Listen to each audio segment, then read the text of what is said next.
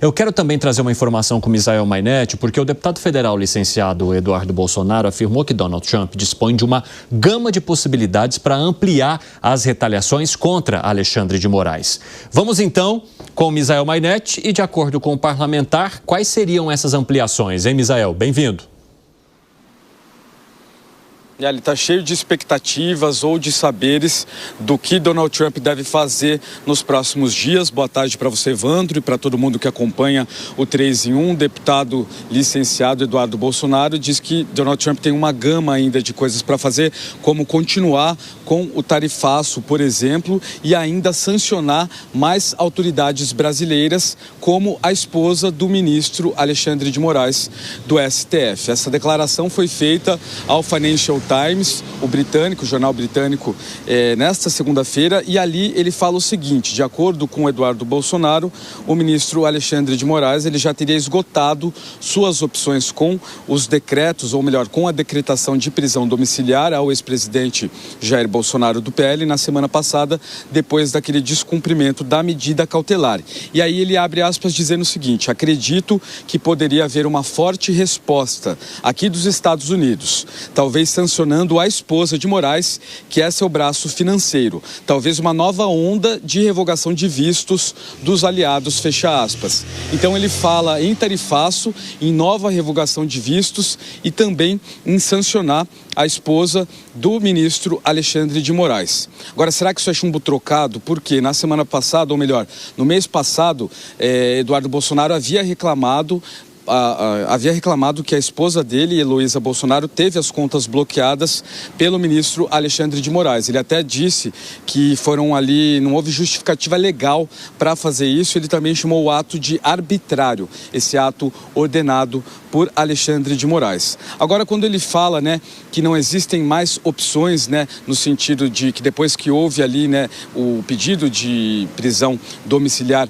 ao ex-presidente da República, Alexandre de Moraes não teria mais opções. Eu conversei agora há pouco com a nossa colaboradora aqui na Jovem Pan, advogada Priscila Silveira, e a doutora também me explicou que, pragmaticamente, se o ex-presidente Jair Bolsonaro descumpre alguma nova cautelar, o juiz, no caso Moraes, ele avalia se vai dar novas cautelares ou se já no próximo passo ele aplica, ele pede o pedido de prisão preventiva. E aí, pragmaticamente também, isso seria cumprido num centro de detenção provisória. Então, ela quis dizer que não teriam aí esgotado as opções de Alexandre de Moraes nesse sentido de sanções. Agora, ainda continuando sobre Estados Unidos, Eduardo Bolsonaro, amanhã ele tem uma reunião marcada em Washington com autoridades americanas e muito possivelmente vão aparecer nomes ali nessa conversa, na pauta deles, muito provavelmente o presidente do Senado, Davi Alcolumbre, do União de SP, e também o ministro do STF, Gilmar Mendes. A gente sabe que Davi Alcolumbre não topou, não acatou o pedido de impeachment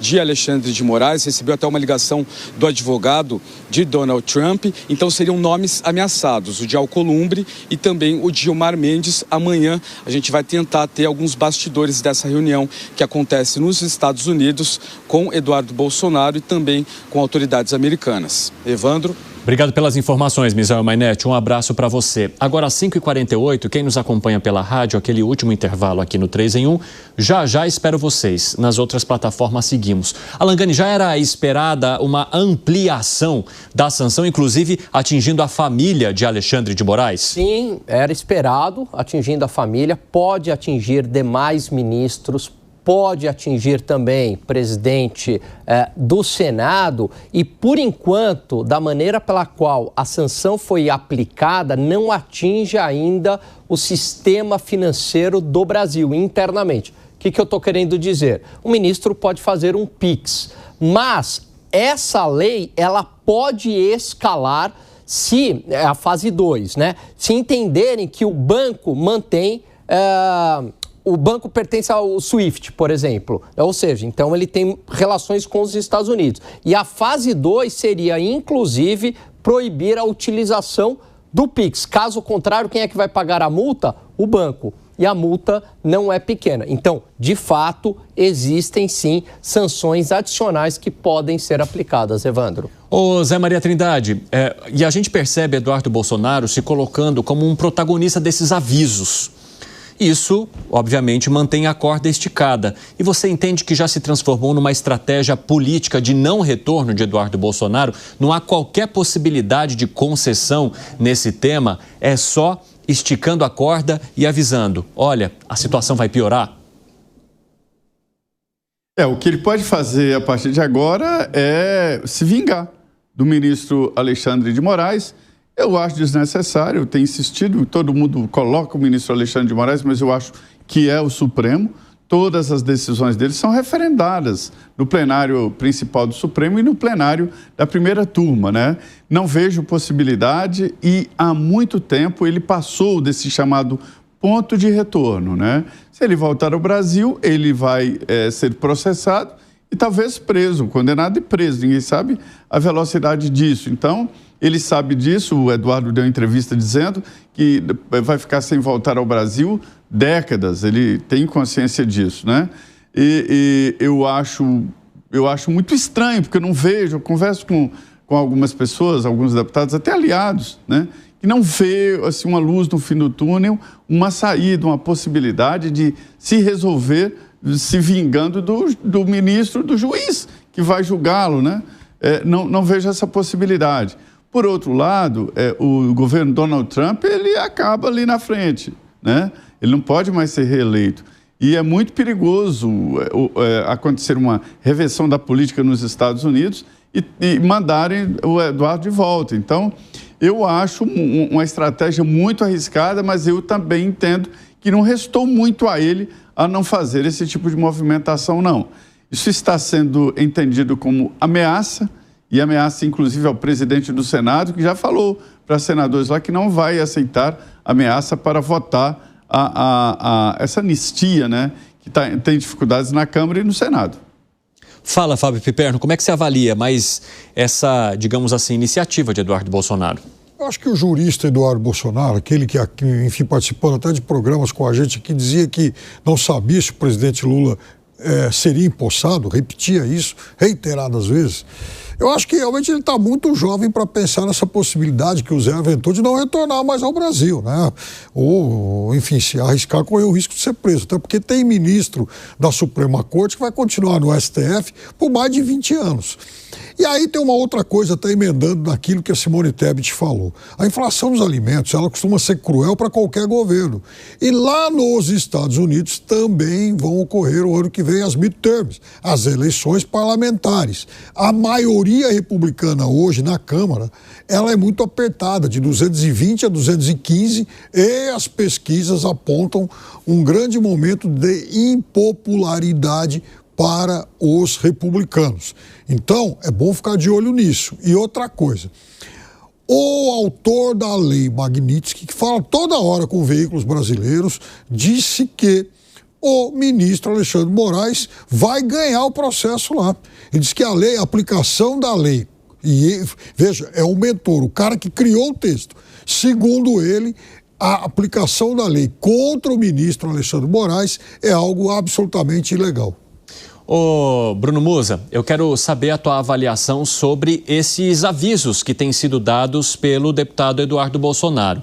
Ele não só afirma que mais sanções podem acontecer ao Brasil, mas também fala sobre a ampliação das sanções para a família do ministro Alexandre de Moraes, o que mostraria, de certa forma, que ele teria acesso a informações privilegiadas de decisões que podem ser tomadas pelo governo norte-americano?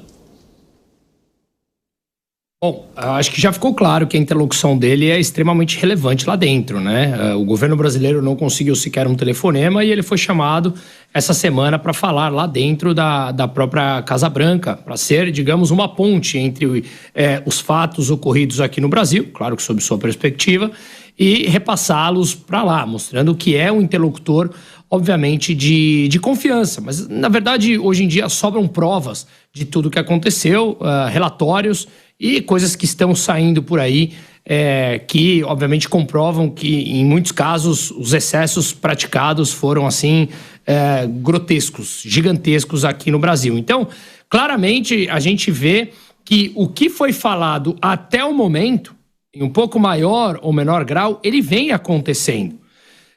Como eu já repeti aqui,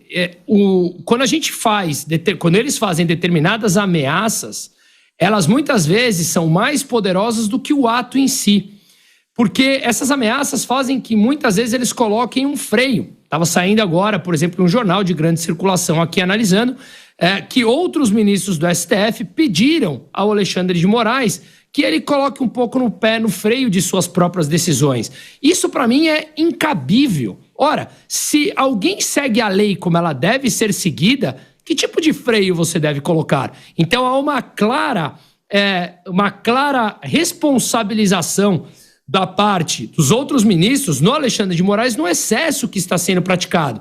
Senão, afinal de contas, se você respeita a lei como ela é, não há excessos. Seria, digamos, algo técnico, o que de fato não está acontecendo no Brasil, com tudo que a gente viu ao longo dos últimos anos, e a Constituição tem sido reescrita ao bel prazer do próprio judiciário. Portanto, o que ele vem falando vem acontecendo. E fica claro que o grande ponto aqui é o estrangulamento financeiro das pessoas que, sob a ótica dos Estados Unidos, impuseram censura a cidadãos e a empresas americanas. E ela vem a conta-gotas. Me parece que é uma estratégia realmente. Vamos colocando receio, vamos mostrando que não estamos para brincadeira. É bom você largar esse tipo de ação, do seu ponto de vista dos Estados Unidos, e, obviamente, vamos colocando isso aos poucos. Me parece que é questão de tempo. Não menospreze quem está lá dentro, escutando e sendo realmente o interlocutor. E aí sim, responsabilizando individualmente uma pessoa ou algumas pessoas